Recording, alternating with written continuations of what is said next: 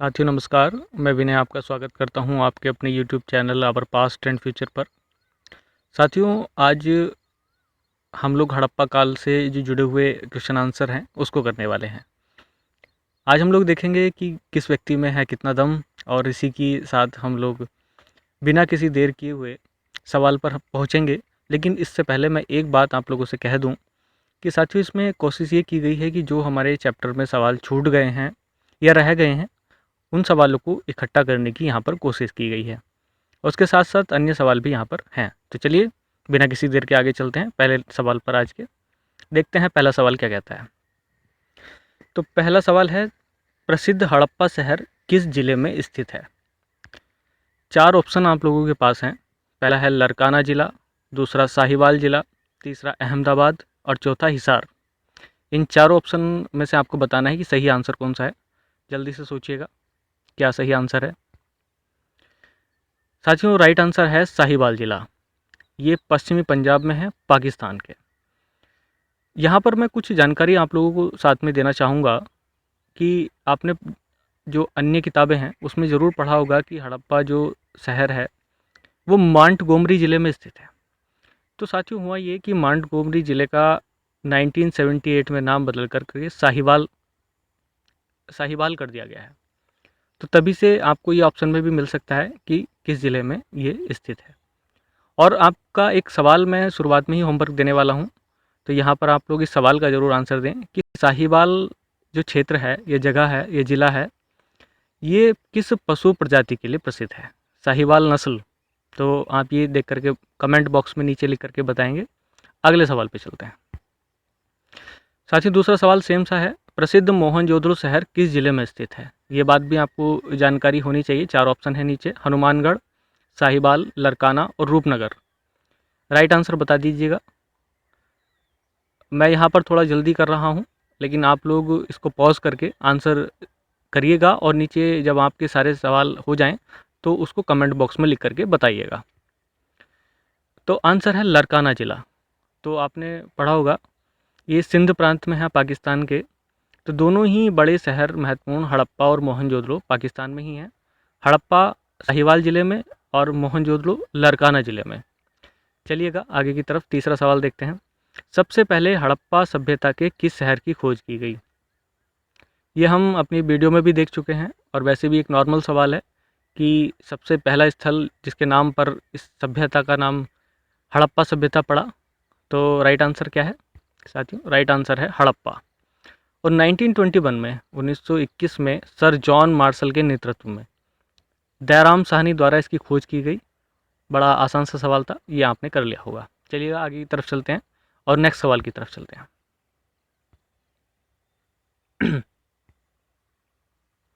चलिएगा नेक्स्ट सवाल है, सिंधु सभ्यता में टेराकोटा क्या था? तो टेराकोटा का नाम आप लोगों ने सुना ही होगा। 4 ऑप्शन जो दिए हुए हैं वो देख लीजिएगा। आग में पकी हुई मिट्टी, लेख युक्त मुद्रा, पॉलिश्ड बर्तन और एक देवता। इन चारों में से कौन सा आंसर सही है फटाफट बताइएगा। तो साथियों राइट आंसर है आग में पकी हुई मिट्टी। तो यहाँ पर मैं एक बात और बता देना चाहता हूँ, इस मिट्टी से अलग अलग चीज़ें बनाई जाती थी। मूर्तियाँ भी बनाई जाती थी, मोहरें भी बनाई जाती थी और अन्य प्रकार की चीज़ें भी बनाई जाती थी। अगले सवाल पर चलते हैं। सवाल नंबर 5, कहाँ से प्राप्त मृदभांड पर पंचतंत्र की कहानी दर्शाता हुआ चित्र मिलता है? पंचतंत्र की कहानी आपने पढ़ी होंगी आचार्य विष्णु शर्मा की, जिसमें एक कौवा पेड़ पर बैठा हुआ जिसमें रोटी लिए हुए होता था। यहाँ पर पेड़ पर बैठा हुआ कोई पक्षी है जिसने मछली रखी और नीचे बैठी हुई चालाक लोमड़ी। इस प्रकार का चित्र बना हुआ किसी मृतभांड पर मिलता है। और 4 ऑप्शन जो आपके सामने हैं वो हैं लोथल, कालीबंगा, मोहनजोदड़ो और धोलावीरा। 4 ऑप्शन में से सही आंसर बताइएगा। तो सही आंसर है धोलावीरा। धोलावीरा का जो अर्थ होता है वो होता है सफ़ेद कुआं। ये साथियों आपने पिछली वीडियो में भी देखा होगा, और नहीं देखा है तो आप पीछे जा कर के या प्लेलिस्ट में जा कर के पिछली वीडियोस देख सकते हैं। चलिएगा सवाल नंबर 6, हड़प्पाई लिपि का प्राचीनतम नमूना कब मिला? आप यहाँ पर देखने वाले हैं 4 ऑप्शन, 1837, 1853, 1921 और 1947। ये भी हमारे वीडियो का ही सवाल है, जिसमें हमने देखा था कि पहला नमूना कब मिला और उसको पढ़ने का पहला प्रयास कब किया गया। तो वो सारी चीज़ें उसमें दी गई थी। अब आपको देखना है राइट आंसर, तो राइट आंसर बताइएगा फटाफट। राइट आंसर है 1853। तो 1853 में ही इसका जो पहला नमूना था वो हासिल हो गया था, लेकिन उसको पढ़ा नहीं जा सका और इसको पढ़ने के अलग अलग प्रयास लोगों द्वारा किए गए। हालांकि अभी तक कोई सक्षमता या पूर्णता अभी उसमें नहीं मिली हुई है। चलिएगा नेक्स्ट सवाल देखते हैं। सवाल नंबर 7। साथियों, आज के जो वीडियो है उसमें 25 सवाल हैं और 2 सवाल ऐसे हैं जो आपको होमवर्क दिए जाएंगे। उन दोनों सवालों को आपको लिख करके बताना है। सिंधु सभ्यता के 2 प्रमुख शहरों हड़प्पा तथा मोहनजोदड़ो के बीच लगभग कितनी दूरी थी? तो आपको पता है दोनों ही पाकिस्तान के क्षेत्र थे और मैंने ऑप्शन जो लिखे हैं वो देख लीजिएगा। 348 किलोमीटर, 427 किलोमीटर, 483 किलोमीटर और 640 किलोमीटर। राइट आंसर सोच करके दीजिएगा। चलिएगा, राइट आंसर है 640 किलोमीटर। 640 किलोमीटर की दूरी पर दोनों शहर हड़प्पा और मोहनजोदड़ो लगभग थे। कोई भी चीज़ें एग्जैक्ट अभी नहीं मिलती हैं, लेकिन फिर भी जो भी चीज़ें आपको मिल रही हैं लगभग लगभग एग्जैक्ट ही हैं। तो आप इन चीज़ों को ध्यान में रखिएगा। चलिए नेक्स्ट सवाल पर। सवाल नंबर 8। मेसोपोटामिया लेखों में सिंध क्षेत्र के लिए मेलुहा शब्द का प्रयोग किया गया। तो ये मेसोपोटामिया कहाँ है? साथियों, मेसोपोटामिया के लेख मिले हैं, ये कहाँ से मिले हैं ये आपको बताना है। और मेलुहा जो शब्द था वो हमारे सिंधु सभ्यता के लिए ही प्रयोग किया गया। तो 4 ऑप्शन है आपके सामने, इराक, मिस्र, ग्रीस और ईरान। सभ्यताएं रही हैं यहाँ पर भी, लेकिन कौन सा राइट आंसर है वो देख लीजिएगा। तो राइट आंसर है इराक। यहाँ पर एक बड़ी इंटरेस्टिंग जानकारी मैं आप लोगों को और दे देता हूँ। साथियों, इराक की जो सभ्यता थी या मेसोपोटामिया की जो सभ्यता थी वो सुमेरियन सभ्यता कहलाती थी। तो आप देखेंगे कि ज़्यादातर हिस्सों में जो तुलना की गई है मेसोपोटामिया की या हमारे सुमेरियन सभ्यता की, वो सिंधु सभ्यता के साथ की गई है। तो सुमेरियन सभ्यता ये विश्व में प्राचीनतम सभ्यताओं में गिनी जाती है और इसका संबंध इराक से था। चलिएगा नेक्स्ट सवाल पे। हड़प्पा सभ्यता की पूर्वी पश्चिमी तथा उत्तरी दक्षिणी दूरियों का क्या अनुपात था? जैसे भारत का भी आप उत्तर से दक्षिण और पूर्व से पश्चिम जितना विस्तार है उसमें अनुपात देख सकते हैं, वैसे ही हड़प्पा संस्कृति की जो सीमाएं थी पूर्व से पश्चिम और उत्तर से दक्षिण, तो उसमें क्या अनुपात था? Right answer 6:5, 3:4, 5:6, 8:7। तो इसमें से राइट आंसर आप बताइएगा सोच करके। चलिएगा, राइट आंसर है 8:7। 8:7 कैसे है मैं आपको बता देता हूँ कि पूर्व से जो पश्चिम सिंधु सभ्यता की दूरी है वो 1600 किलोमीटर है और उत्तर से दक्षिण की जो दूरी है वो 1400 किलोमीटर है। इस तरीके से ये 1600:1400 यानी कि 8:7 का रेशियो बनाती है। चलिएगा साथियों, एक बात और, मैंने कुछ सवाल अपनी तरफ से बनाने की कोशिश की है, तो आप इन सवालों को भी साथ में ऐड करें। जो सवाल आपकी याद हैं वो अच्छी बात है, लेकिन प्रैक्टिस के लिए ये सवाल अच्छे हैं। चलिएगा सवाल नंबर 10। सिंधु सभ्यता में तांबे के लिए एक प्रसिद्ध जगह थी जहाँ से तांबा मंगाया जाता था, वो था खेतड़ी। तांबे के लिए प्रसिद्ध खेतड़ी कहाँ पर है? ये है अगला सवाल, सवाल नंबर 10। 4 ऑप्शन दिए हुए हैं, राजस्थान, गुजरात, हरियाणा, पंजाब।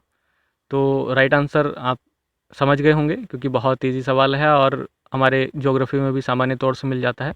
तो राइट आंसर है राजस्थान। राजस्थान का खेतड़ी यहाँ प्रसिद्ध है तांबे के लिए और जस्ते के लिए। किस हड़प्पाई स्थल का वर्तमान नाम रूपनगर है? 4 स्थल हैं इसमें लिखे हुए, लोथल, धोलावीरा, भगवानपुर और रोपड़। साथियों, नाम बदलता है तो इतना ज़्यादा तो नहीं बदलता, ये तो आपको भी पता होगा, और लगभग मिलता जुलता नाम जो रूपनगर से मिल रहा है वो आप लोगों ने पहचान ही लिया होगा। तो जल्दी से आंसर बता दीजिएगा, क्या आंसर है? तो राइट आंसर है रोपड़। तो रोपड़ कहाँ पर है? पंजाब में। तो उसी का नाम बदल करके अब रूपनगर हो गया है। चलिए अगले सवाल पे, सवाल नंबर 12। किस हड़प्पाई शहर से भूकंप के प्राचीनतम साक्ष्य मिले हैं? तो ये भारत के भी प्राचीनतम भूकंप के साक्ष्य हैं साथियों। 4 ऑप्शन आपके सामने हैं, हड़प्पा, मोहनजोदड़ो, कालीबंगन और सूतकांगेडोर। तो ये 4 ऑप्शन हैं, जल्दी से बताइएगा राइट आंसर क्या है? तो राइट आंसर है कालीबंगन। तो साथियों कालीबंगन से मिले हैं हड़प्पा शहर से भूकंप के प्राचीनतम साक्ष्य। तो ये आपको याद रखना है। चलिएगा नेक्स्ट सवाल, सवाल नंबर 13। सिंधु सभ्यता में मापतोल के लिए किस पद्धति का सामान्यतः प्रयोग होता था? साथियों एक चीज़ और मैं आपको बता दूं, सामान्यतः शब्द जब लगेगा तो आप ये समझ लीजिएगा कि इसके अलावा भी प्रयोग होती थी, लेकिन सामान्यतः यानी कि जनरली क्या प्रयोग होता था ये बात। चलिएगा, तो 4 ऑप्शन है। बाइनरी पद्धति, जिसे आप लोग द्विआधारी कह सकते हैं, और दूसरी है दशमलव पद्धति, या तीसरा ऑप्शन है कोई भी पद्धति इस प्रकार की नहीं थी नापतोल के लिए, या फिर दोनों ही उस समय चलती थी। तो सामान्यतः बात की गई है, तो आप बताइएगा जल्दी से राइट आंसर क्या है। तो साथियों राइट आंसर है बाइनरी सिस्टम। बाइनरी का मतलब होता है कि लगभग 2 का गुणज, 2, 4, 8, 16, 32 इस प्रकार से जो सिस्टम था वो बाइनरी सिस्टम था। हालांकि ऐसा नहीं है कि वो दशमलव पद्धति से परिचित नहीं थे, वो लोग दशमलव पद्धति से भी परिचित थे, लेकिन जो मुख्यतः प्रयोग करते थे वो बाइनरी सिस्टम का प्रयोग किया जाता था। अब आपको यहीं पर एक बात और मैं बता देता हूँ, जो बाट आपने पढ़े हैं, तो बाट यहाँ पर 16 के अनुपात में प्रयोग होते थे, और जबकि यहाँ मापतोल के लिए जो पद्धति थी वो बाइनरी सिस्टम सामान्य तौर से प्रयोग की जाती थी। चलिएगा नेक्स्ट सवाल पे, सवाल नंबर 14। स्वास्तिक चिन्ह को मांगलिक चिन्ह के रूप में माना गया है। आज भी हम लोग जब भी कोई पूजा पाठ करते हैं तो मांगलिक चिन्ह के तौर पर उसका प्रयोग करते हैं। यह किस काल की देन है? तो 4 ऑप्शन है। वैदिक काल, हड़प्पा काल, बुद्ध काल और गुप्त काल। तो साथियों अब क्योंकि सवाल हम लोग हड़प्पा के कर रहे हैं तो ये तो आपके लिए बड़ा इजी सवाल सा हो जाता है, फिर भी आप कोशिश करिएगा इसको याद करें। तो राइट आंसर है हड़प्पा काल। अब सवाल ये है कि स्वास्तिक चिन्ह प्रतीक किसका था? तो आपको पता है कि स्वास्तिक चिन्ह किस लिए प्रयोग किया जाता था, हमने पिछली वीडियो में आपको बता दिया था। वैसे तो ये चतुर्भुज ब्रह्मा के लिए भी इस्तेमाल होता था, सूर्य की पूजा के लिए भी इस्तेमाल होता था, दोनों ही चीज़ें मानी गई हैं। चलिएगा नेक्स्ट सवाल पर, सवाल नंबर 15। हड़प्पा तथा मोहनजोदड़ो को सिंधु सभ्यता की जुड़वा राजधानी किसने कहा? यह भी सवाल साथियों बड़ा कॉमन है, जो सामान्य तौर से एग्जाम्स में कई बार पूछा गया है। तो 4 ऑप्शन है। मार्शल, जिसे जॉन मार्शल कह सकते हैं, मैके, स्टुअर्ट पिगट और अलेक्जेंडर कनिंघम। तो ये 4 नाम आपको मिल रहे हैं यहाँ पर। राइट आंसर है स्टुअर्ट पिगट। तो पिगट ने क्या किया, हड़प्पा और मोहनजोदड़ो को सिंधु सभ्यता की जुड़वा राजधानी कहा। कॉमन सा सवाल है, आपका प्रयास अच्छा हो मैं आशा करता हूँ। चलिएगा नेक्स्ट सवाल। ये सवाल थोड़ा सा आपके लिए थोड़ा टेढ़ा हो सकता है, लेकिन कोशिश करिएगा। कुछ विद्वानों के अनुसार किस हड़प्पाई शहर को तीसरी राजधानी माना गया है? अभी 2 राजधानी तो आप जुड़वा तौर से देख करके आ ही रहे हैं, यहाँ पर तीसरी राजधानी के तौर पर किस शहर को वरीयता दी गई है? 4 ऑप्शन है। पहला कालीबंगन, दूसरा है लोथल, तीसरा है धोलावीरा और चौथा है आलमगीरपुर। साथ ही 4 ऑप्शन आपके पास है और जल्दी से फटाफट आंसर करिएगा, क्या आंसर राइट हो सकता है। तो राइट आंसर है कालीबंगन, और ये राजस्थान में है, अभी पीछे भी आया था। तो इससे आपको पता चल जाता है कि ये तीसरी राजधानी के तौर पर माना जाता है। और ध्यान से, ये सभी लोगों ने स्वीकार नहीं किया, कुछ विद्वानों का ऐसा मत है कि शायद ये तीसरी राजधानी के तौर पर प्रयोग किया जाता हो। चलिएगा नेक्स्ट सवाल। सिंधु सभ्यता में सर्वाधिक मोहरें किस चीज़ से बनी थी? जो सील लगती थी वो किस चीज़ की बनी होती थी? तो 4 ऑप्शन हैं आपके पास। कांचली मिट्टी, ये मैंने वीडियो में बता दी थी क्या होती थी। दूसरा चर्ट, तीसरा गोमेद और चौथा सेलखड़ी। तो ये साथियों पदार्थ होते थे जिनसे मोहरें बनाई जाती थी, चारों से ही बनती थी, लेकिन यहाँ पे लिखा हुआ है सर्वाधिक मोहरें किस चीज़ की बनी थी। सोच समझ करके आंसर करिएगा। तो राइट आंसर है सेलखड़ी। सेलखड़ी आपने देखा होगा, तो सफ़ेद सा पदार्थ होता है, तो उसी चीज़ की ये मोहरें बनी हुई होती थी। चलिएगा सवाल नंबर 18। लगभग किस समय तक ही हमें मेसोपोटामिया के लेखों में मेलुहा शब्द का उल्लेख मिलता है? साथियों जो हम पीछे पढ़ के आ रहे हैं कि मेसोपोटामिया की अभिलेख में सिंधु सभ्यता के लिए जो शब्द प्रयोग किया गया मेलुहा, वो हमें लगातार नहीं मिलता। वो एक समय है लगभग कि उसके बाद ये नाम वहाँ से मिटना शुरू हो जाता है, और उससे ये अनुमान लगता है कि इस समय के बाद सिंधु सभ्यता के साथ मेसोपोटामिया का जो व्यापार था वो बंद हो गया। तो वो कौन सा समय रहा होगा? आप अंदाज़ा लगा सकते हैं। 1900 ईसा पूर्व, 2050 ईसा पूर्व, 1750 ईसा पूर्व, 2350 ईसा पूर्व। तो अगर हम लोग थोड़ा सा दिमाग भी लगाएं तो हमें पता चल जाएगा कि कार्बन डेटिंग के अनुसार जो सिंधु सभ्यता की डेट निर्धारित हुई हैं वो आपको पता होगा 2300 से लगभग 1700 के आसपास तक निर्धारित की गई हैं। तो यहाँ पे जो राइट आंसर बनता है वो बनता है 1750 ईसा पूर्व का। तो कहीं 1700 भी मिल सकता है, 1750, लेकिन उसके बाद के अभिलेखों में मेसोपोटामिया के मेलुहा शब्द का इस्तेमाल होना बंद हो गया। तो किस बात का ये सूचक है यहाँ पर मैं आपको क्लियर कर चुका हूँ। चलिएगा आगे की तरफ चलते हैं। साथियों नेक्स्ट सवाल है, सवाल नंबर 19। सिंधु सभ्यता के किन दो शहरों में मनके बनाने का कार्य होता था? मनके जो जिनसे मोतियाँ वो सब देख सकते हैं, तो इसकी फैक्ट्री होती थी। 4 ऑप्शन है, कालीबंगन तथा लोथल। दूसरा ऑप्शन लोथल तथा हड़प्पा। तीसरा ऑप्शन लोथल तथा चन्हूदड़ो। और चौथा ऑप्शन है दैमाबाद तथा मांडा।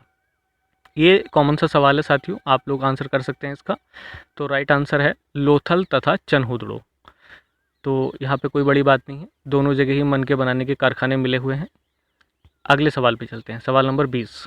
ये आपके लिए थोड़ा इंटरेस्टिंग हो सकता है। मांग में सिंदूर लगाने की प्रथा किस काल से प्रारंभ हुई? साथियों हिंदुस्तान में एक बड़ी परंपराएं, अलग अलग प्रकार की परंपराएं हैं और ख़ास करके महिलाओं में। तो उसी क्रम में आपको ये सिंदूर लगाने की जो प्रथा है वो नज़र आ जाएगी। तो 4 ऑप्शन है, हड़प्पा काल, वैदिक काल, मौर्य काल और गुप्ता काल। तो आंसर तो आप यहाँ पर आसानी से कर सकते हैं, कोई दिक्कत नहीं है, लेकिन इसका जो थोड़ा सा डिस्क्रिप्शन है वो हम लोग बता देंगे यहाँ पर। राइट आंसर है हड़प्पा काल। हड़प्पा काल में 2 जगह मिलेंगी, नौसारी और मेहरगढ़। तो यहाँ दोनों जगह से ऐसी मूर्तियाँ मिली हैं मातृ देवी की, जिसमें उनकी मांग में कुछ लाल रंग का सिंदूर जैसा भरा हुआ है। अब तो अफर्मेशन मिल गई है कि वो सिंदूर ही है। तो इस तरीके से आपको पता चल जाएगा कि जो सिंदूर लगाने की प्रथा है वो हड़प्पा काल से ही चली आ रही है और लगभग इस प्रथा को 4 से 4,500 साल हो गए हैं। तो ये अपने आप में हिंदुस्तान की एक अनोखी परंपरा है। और स्वास्तिक चिन्ह जैसे आप लोग पीछे पढ़ करके आ रहे थे वो भी, और शिव पूजा, ये भी अपने आप में एक बड़ी बात है। वृक्ष पूजा, या इस प्रकार की धार्मिक और न जाने कितनी सारी चीज़ें जो हम लोग हड़प्पा से लेकर के आज तक चले आ रहे हैं, और यही है हमारी हिंदुस्तान की बेहतरीन संस्कृति। चलिएगा साथियों अगले सवाल पर। सवाल नंबर है 21। भारत में प्राप्त सबसे बड़ी हड़प्पा कालीन बस्ती कौन सी थी? तो आप आंसर कर सकते हैं। 4 ऑप्शन हैं, धोलावीरा, कालीबंगन, राखीगढ़ी और रोजदी। साथियों इनमें चारों ऑप्शन में थोड़ा विचार करिएगा और बताइएगा कौन सा आंसर राइट है। तो आपने सोच लिया होगा, राइट आंसर है राखीगढ़ी। साथियों राखीगढ़ी है हरियाणा में। चलिएगा अगले सवाल पर चलते हैं। सवाल नंबर 22। हड़प्पा के टीले का सबसे पहले 1826 में किसने उल्लेख किया? जो मिल गया था टीला 1826 में, तो किस व्यक्ति को मिला था वो हमने अपनी वीडियो में भी चर्चा की थी। यहाँ पे 4 ऑप्शन देखिएगा और शायद आपको याद आ जाए। कनिंघम, चार्ल्स मैसन, मैके और जॉन मार्शल। तो याद आया कुछ साथियों? जिन्होंने वीडियो देखी होगी शायद उनको याद आ जाना चाहिए। तो राइट आंसर है चार्ल्स मैसन। तो उन्होंने अपनी ड्यूटी के दौरान उन्होंने अपनी एक किताब लिखी थी। उस किताब में बताया है कि उन्होंने इस प्रकार की जो उत्खनन की चीज़ें हैं पहले ही देख ली थी, उसका उल्लेख भी हुआ, लेकिन उस समय तक किसी ने वैल्यू उस चीज़ को नहीं दी थी। बाद में अलेक्जेंडर कनिंघम ने काफ़ी कोशिश की और उसके बाद दयाराम साहनी, जॉन मार्शल, इन सब ने मिल करके हड़प्पा की खोज की। चलिएगा सवाल नंबर 23। किस हड़प्पाई शहर में किलेबंदी के साक्ष्य नहीं मिलते? साथियों ये बात आप देखते थे उस समय कॉमन थी कि जो बड़े बड़े शहर होते थे उनको बड़ी बड़ी प्राचीरों से, यानी कि दीवारों से या भित्तियों से, सब एक ही शब्द हैं, चारों तरफ घेरा कर बंदी की जाती थी। ऐसा 2 तरीके से किया जाता था, 2 कारणों से किया जाता था। या तो सिक्योरिटी के पर्पज़ से, और वो सिक्योरिटी कैसी थी वो अलग बात है। या तो वो बाढ़ से बचाने के लिए राज्य को, या फिर दुश्मन के अटैक से बचाने के लिए, क्योंकि आर्यों का आक्रमण भी एक कारण बताया गया है। तो शायद ये उनमें से जो भी रहा हो। तो यहाँ पर 4 ऑप्शन है आपके पास, हड़प्पा, मोहनजोदड़ो, चन्हूदड़ो और बनावली। तो राइट आंसर है साथियों चन्हूदड़ो। चन्हूदड़ो ऐसा शहर है जहाँ से किलेबंदी के साक्ष्य नहीं मिलते। और इसके साथ ही एक शहर और है साथियों, उसका नाम भी मैं यहीं बताई दे रहा हूँ, कोटदीजी। वो भी ऐसा है जिसके चारों तरफ किसी दुर्ग के या प्राचीर के साक्ष्य नहीं मिलते हैं। तो चन्हूदड़ो और कोटदीजी आपको दोनों याद रखने हैं। चलिएगा सवाल नंबर 24 पे चलते हैं। निम्न में से सिंधु सभ्यता का कौन सा शहर एक बंदरगाह के रूप में प्रयोग नहीं किया जाता था? साथियों नहीं पे विशेष ध्यान देना, क्योंकि हड़प्पा काल में बहुत सारे शहर ऐसे थे जो बंदरगाह के रूप में प्रयोग होते थे। तो ऑप्शन है लोथल, सूतकांगेडोर, अल्लाहदीनो, राखीगढ़ी। हो सकता है एक दो नाम आपके लिए नए हों, लेकिन याद कर लेने हैं। तो आप देखिएगा और राइट आंसर शायद आप लोग कर दें, अगर आपको इनकी लोकेशन पता है तो साथियों राइट आंसर है राखीगढ़ी, क्योंकि राखीगढ़ी आप देखेंगे कि हरियाणा में है ऊपर, तो वहाँ बंदरगाह होने का कोई मतलब नहीं होता। तो बाकी जो है लोथल, सुदगोड़ता, अल्लाहदीनो और इस प्रकार के सुतकाको, ये सब बंदरगाह स्थल रहे हैं और उसके रूप में प्रयोग किए जाते थे। चलिएगा नेक्स्ट सवाल, सवाल नंबर 25। किस सिंधु सभ्यता के शहर को लघु हड़प्पा या लघु मोहनजोदड़ो कहा गया है? ये भी आपके लिए इंटरेस्टिंग सवाल हो सकता है, वैसे तो कॉमन है। राखीगढ़ी, कालीबंगा, लोथल और रोपड़। तो साथियों 4 ऑप्शन आपके पास हैं, जल्दी से सवाल का जवाब दीजिएगा और ये आज का आखिरी सवाल है। और इसके बाद जो 2 सवाल है वो आपके लिए होमवर्क मिलेंगे। और कोशिश ये करिएगा सभी लोग जो इस वीडियो को देख रहे हैं कि राइट आंसर लिखने की कोशिश करें। उससे होता क्या है राइट आंसर लिखने से, कि हमें एक तो आदत बनती है सवालों के आंसर देने की और कुछ करने का थोड़ा सा प्रयास भी हमें करना चाहिए, तो इसका भी हमें एक अंदर से अनुभव होता है। तो राइट आंसर है लोथल। तो लोथल अभी पीछे पड़ के आ रहे हैं, एक बंदरगाह के रूप में भी और एक लघु हड़प्पा और मोहनजोदड़ो के रूप में भी ये जाना जाता है। अब आज के 2 सवाल आपके लिए होमवर्क हैं, ये कोशिश करिएगा। और एक सवाल पहले मैं दे चुका हूँ आपको, तो वो सवाल और ये 2 सवाल आपको मिल करके बताने हैं, मैं बाद में रिपीट कर दूंगा। तो पहला है बृहत स्नानागार कहाँ से मिला है? आपके लिए थोड़े इजी सवाल रखे हैं वैसे। तो 4 ऑप्शन हैं लोथल, रोपड़, हड़प्पा और मोहनजोदड़ो। चारों में से देख करके बताइएगा कि क्या राइट आंसर है। और अगला सवाल है 27, विश्व का प्राचीनतम गोदीबाड़ा कहाँ से मिला है? तो विश्व का प्राचीनतम गोदीबाड़ा आपको देखना है 4 ऑप्शन में से हड़प्पा, मोहनजोदड़ो, लोथल और सूतकांगेडोर। तो इन चारों ऑप्शनों में से देख करके आपको राइट आंसर बताना है। ये 2 सवाल ये रहे और एक पिछला सवाल कि जो साहिवाल क्षेत्र है पाकिस्तान का, वो किस पशु प्रजाति के लिए, किस पशु नस्ल के लिए प्रसिद्ध है, वो आपको आंसर करना है। और साथियों मैं आपसे रिक्वेस्ट करूँगा कि आप लोग क्विज़ तो सॉल्व करें ही, साथ में इससे पहले वीडियो को ज़रूर देखें, क्योंकि हाँ हमारी कोशिश रहती है कि हम लोग जो चीज़ें हमारी वीडियोज़ में छूट जाती हैं तो वो हम इसमें पूरा करने की कोशिश करते हैं। और आने वाले किसी भी एग्ज़ाम्स के लिए, किन्हीं भी एग्ज़ाम्स के लिए आप ये करें। इससे क्या होगा कि आप लोग की एक रेगुलरिटी बनी रहेगी और आप लोग सक्रिय रहेंगे। तो इस बात को थोड़ा सा ध्यान दें। तो धन्यवाद आज के लिए। जय हिंद, जय भारत।